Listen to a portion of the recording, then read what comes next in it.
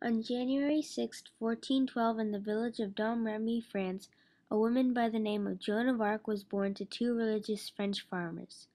Growing up, she did not learn how to read or write, but her mother, Isabel, taught her all about the Catholic religion, raising her to become a pious and devout woman. Joan of Arc was also born in the midst of the Hundred Years' War, which was when France and England were at conflict with each other. At this time, the French king Charles VI and his wife Isabel ruled over France. However, in 1420 they agreed to sign the Treaty of Troyes, which allowed King Henry V of England to marry their daughter, and thus making him inheritor to the French throne. But this also meant that King Charles VI's son, Charles, would not be his successor. The agreement did not go as planned, though, because King Henry V died before King Charles VI, who passed away shortly after King Henry V's death. It was now uncertain who would become King of France, for the reason that it could either be King Henry V's son, Henry VI, or Charles VI's son, Charles. Charles proclaimed that he was the rightful heir, but he could not be the true king until he was coronated at the city of Rheims. This was a problem, though, because the English army controlled it. Little did he know that a courageous woman would come to his aid and change the course of this conflict, as well as French history.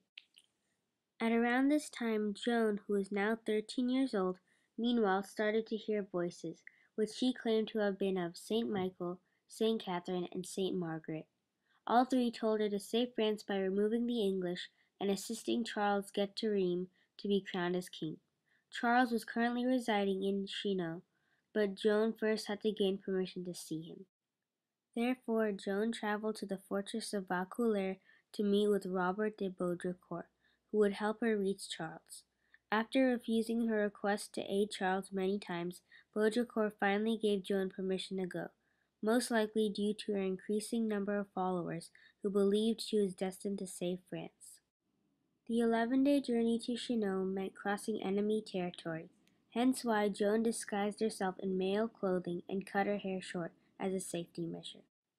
When Joan of Arc finally reached Chinon, she was able to persuade Charles into letting her lead an army to Orleans, which was under siege of the English.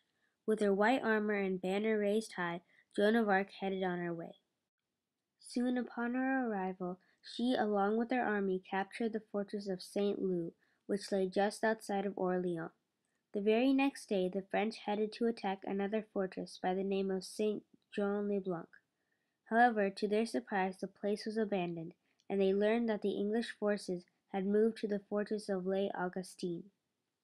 Therefore, another assault took place at Les Augustins, at which the French defeated the English.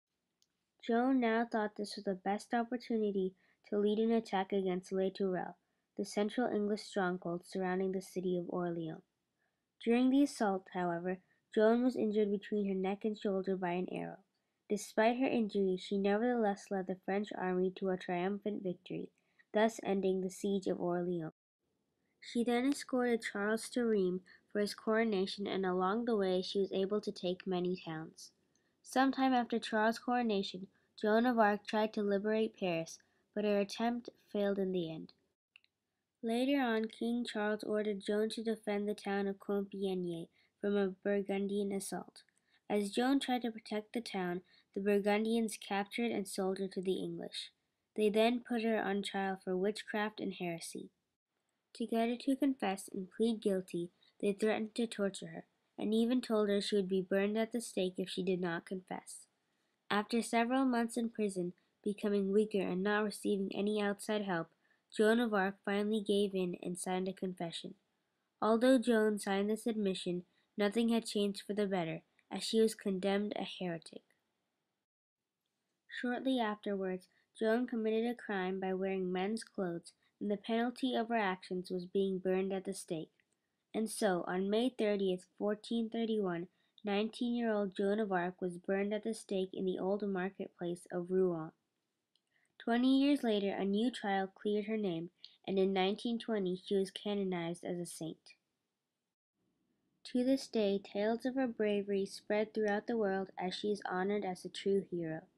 In only 19 years, Joan of Arc not only became a respected religious model, but she also helped push the English out of France, and left a lasting mark in history.